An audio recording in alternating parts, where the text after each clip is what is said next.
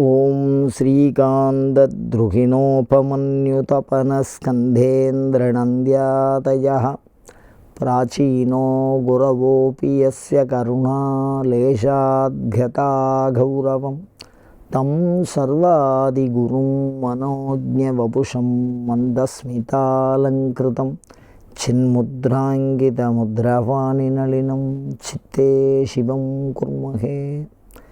நமசரசே நமசரசஸ்பதையே நமசகீனாம் புரோகானாம் சக்ஷுஷே நமோதிவே நம பிருதிவே நம. சங்கரா தொலைக்காட்சி நேயர்களுக்கு நமஸ்காரம். லலிதா சகஸ்ரநாமம் சிந்தித்து கொண்டு வருகிறோம்.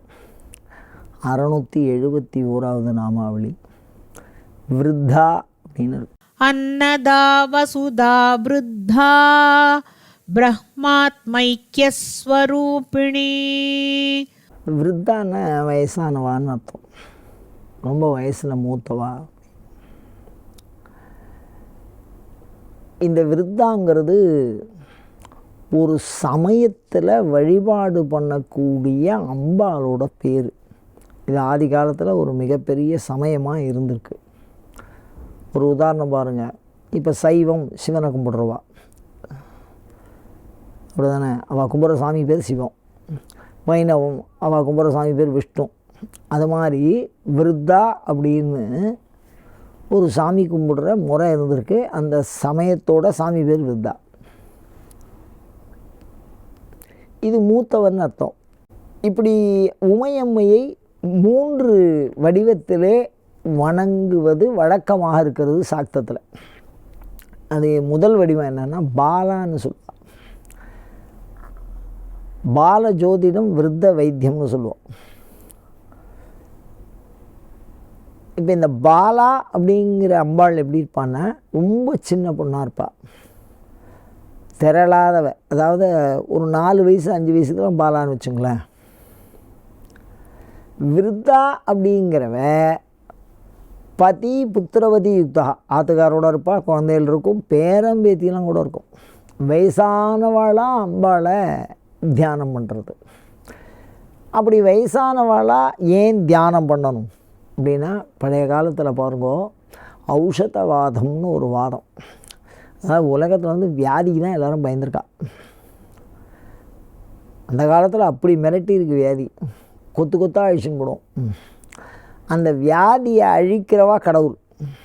அந்த வியாதியை அழிக்கக்கூடிய மருத்துவச்சி வடிவத்தில் கடவுளை வச்சுருக்கா.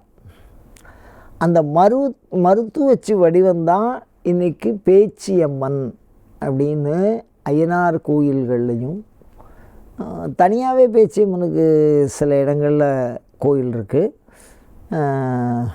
மாடசாமி அப்படின்னு இருக்கும், இந்த பேச்சியம்மன் கூட தான் அது இருக்கும். இல்லைலாம் ஐயனார் கோயில் பரிவாரத்தில் இந்த பேச்சியம்மன் இருக்கும். அவளை தான் விருத்தான்னு பேர். கரை கண்டனுக்கு மூத்தவளேன்னு சொல்லுவார். மூத்தவளேன்னா விருத்தான்னு அர்த்தம். இந்த இடத்துல அபிராமி பட்டர் சொல்வார். இந்த பேச்சியம்மனுடைய வழிபாடு எதற்கு அப்படின்னா, அம்பாள் மருத்துவச்சியாக வரா, பிரசவம் பார்க்குற மருத்துவச்சியாக. அதாவது இந்த காலத்தில் தான் வியாதி அதிகமாக போயிடுது, மருத்துவமனைன்னே ஒன்று வச்சுருக்கா. அப்படி தானே, இந்த இடத்துல வைத்தியம் பண்ணுறதுக்கு இடம். நான் சொல்கிறது 2000 வருஷத்துக்கு முன்னாடி யாரெல்லாம் வைத்தியம்லாம் இடமெல்லாம் இருக்க மாட்டா. ஒரு வீடு இருக்கும், ஊருக்குள்ளே ஒரு வீடு இருக்கும். இந்த புணம் எரிக்கிறவா, இந்த கதிர் காக்கிறவா, கோயில் பூஜை பண்ணுறவா, இந்த மாதிரி வைத்தியம் பார்க்குறவா, இவா எல்லோரும் ஒரு இனம். தனித்தனியாக ஒரு ஊருக்குள்ளே இவாளெலாம் இருக்கணும். ஒரு ஊருன்னு இருந்தால் அவளை குடி வைப்பா. அந்த மாதிரி வைத்தியம் பண்ணுறதுக்கு இருப்பாள். அவள் என்ன பண்ணுவான்னா, இந்த அம்பாளை கும்பிடுவாள். அம்பாளை கும்பிட்டு இந்த பத்தியம்தான் அந்த காலத்து மருந்து. அங்கே போய் அவள் ஆற்றுக்கு வந்தே சமயத்தில் வைத்தியம் பார்ப்பாள். ரொம்ப முடியலன்னா தான் அங்கே போகிறது. அவள் வீட்டுக்குள்ளே யாரும் போய் வைத்தியம் பார்த்ததா தெரியல, அவள் வந்து பார்ப்பாள் வைத்தியம். இது பழைய காலத்து முறை. நாட்டு வைத்தியம்லாம் ரொம்ப பிரமாதமாக இருந்திருக்கு அந்த காலத்தில். மந்திரிக்கிற விஷயம்லாம் வச்சுருந்துருக்கா. தேள்கடி, பாம்பு கடிக்கே மந்திரிச்சிருக்கா. அந்த மந்திரிக்கக்கூடிய அந்த மந்திரம் யாரை குறிக்கும்னா, இந்த விருத்தாங்கிற சுவாமியை தான் குறிக்கும். அதனுடைய வடிவம்தான் பேச்சியம்மனுடைய வடிவம்னு நம்ம சொல்கிறோம். அந்த அம்மாவை தியானத்தில் பார்த்தோம்னா, அந்த மந்திரத்தை தொடர்ந்து ஜபம் பண்ணினோம்னா, இப்போ உள்ளவாளுக்கு வந்து நர்ஸுன்னு சொல்கிறாளோ இல்லையோ, தாதி மருத்துவச்சி மாதிரி ஒரு டாக்டர் மாதிரி வரும். தியானத்திலே அப்படி தான் வரும். அதில் வயசானவா மாதிரி வரும், ரொம்ப வயசானவா. அதனால தான் வைத்தியமே பாட்டி வைத்தியம்னு சொல்லுவாள். வைத்தியத்துக்கு பாட்டி வைத்தியம், ஜோசியத்துக்கு பாலஜோதிடம்னு பேர். அதனால் அந்த அம்பாளை தான் இந்த இடத்துல விருத்தான்னு சொல்கிறா. இந்த அம்பாளை எதுக்கு கும்பிட்றோன்னா வியாதியே வராது. ரெண்டாவது, இந்த பிறந்த குழந்தைகள் ஒரு குறிப்பிட்ட வயசு வரைக்கும் ரொம்ப பாதுகாப்பாக வளர்க்கணும், ஒரு 7-8 வயசு வரைக்கும். ஏன்னா காரணம் என்னென்னா, தன்னைத்தானே அந்த குழந்தை பாதுகாத்துக்கிற வரைக்கும் அந்த குழந்தைக்கு பல வியாதிகள் வரத்துக்கு வாய்ப்பு இருக்குது. அதுக்கு என்ன பண்ணுவான்னு கேட்டிங்கன்னா, இந்த அசைவ படையலும் போட்டு சாமி கும்பிடுவா. சைவத்தில் வந்து முருங்கைக்கீரை, முருங்கைக்காய், அதுக்கப்புறம் தயிர் சாதம், வெங்காயம்லாம் போடுவா. அதில் வெங்காயம் வந்து பொதுவாக சைவத்தில் சேர்த்துக்கிற வழக்கம் இல்லை. ஆனால் இந்த பேச்சியம்மன் படையலில் இந்த வெங்காயம்லாம் இருக்கும், பழையது போட்டு அதுக்கு அந்த சாமிக்கு நைவேத்தியம் பண்ணுவோம் அந்த பேச்சியம்மனுக்கு. அதோடு மாத்திரம் இல்லாமல் புடவை, ரவிக்கை, கண்ணாடி, சீப்பு, மஞ்சள், வெத்தலை, பாக்கு, பூ, குங்குமம், இதெல்லாம் ஒன்றா சேர்த்து அந்த அம்பாளுக்கு கொடுப்பா. இதை ஒரு முறத்தில் வச்சு ஒரு கணவனை இழந்த பெண்ணிற்கு கொடுக்குற வழக்கம் சில கோயில்களில் இருந்திருக்கு. அந்த வழக்கம் இப்போ கொஞ்சம் கொஞ்சமாக அருகி வருது. இந்த விருத்தாங்கிற மருத்துவச்சிக்கு கொடுக்குறது, அப்படி கொடுத்தா நம்மக்கிட்ட உள்ள வியாதியெல்லாம் போயிடும். தொடர்ந்து சில பேருக்கு பிரச்சனை இருக்கும். சில வீட்டில் மருத்துவ செலவு அப்படிங்கிறது சம்பாதிக்கிறதுல ஒரு குறிப்பிட்ட விகிதமாகவே இருக்கும். 20% மருத்துவ செலவு அப்படின்னே இருக்கும். அந்த மாதிரி தொடர் வியாதி எவ்வளோ ஒரு கஷ்டம் மனசுக்கு. பாருங்கள் எவ்வளோ கஷ்டம் சொல்லுங்கள். எப்போ பார்த்தாலுமே அது எவ்வளோ காசையும் செலவு பண்ணி மனசுக்கும் வேதனை. அந்த வேதனையை நிவர்த்தி பண்ணக்கூடிய அற்புதமான நாமாவளி இந்த விருத்தான்.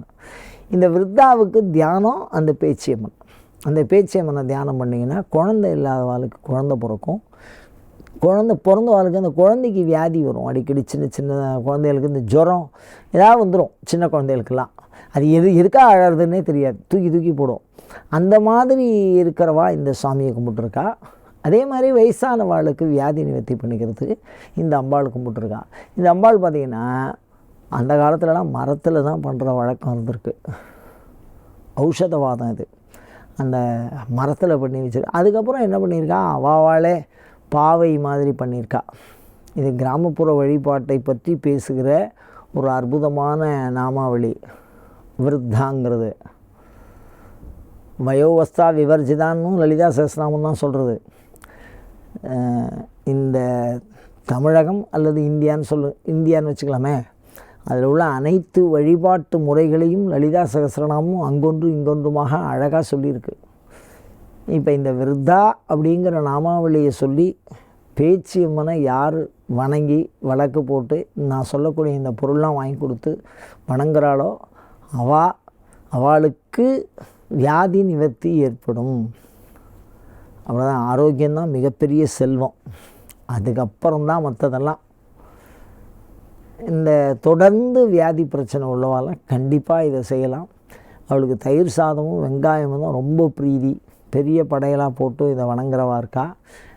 இந்த அம்பாளுக்கு வீட்டுக்கு புகைன்னு ஒன்று சொல்கிறா. இந்த அம்பாளுக்கு தான், இந்த விருத்தாவுக்கு அதில் ஒரு குறிப்பிட்ட பொருள்லாம் சொல்லியிருக்கா, சாம்பிராணி மாதிரியே. அதை போட்டு அந்த அம்பாளுக்கு தூபம் காட்டுவா. அது நம்ம பேர்லேயும் படும். அப்படி படும்போது பூரண ஆரோக்கியத்தை அது கொடுக்கும். அது மாதிரி மிளகு ரசம் பண்ணி இதுக்கு நைவேத்தியம் பண்ணுவாள். அற்புதமான தேவதை. வணங்கி அனைத்து வியாதிகளையும் நீங்கி ஆரோக்கியமாக வாழ முயற்சி செய்வோமாக. அயம் தர்மஹா உத்தரோத்தராபிவிருத்திரஸ்து.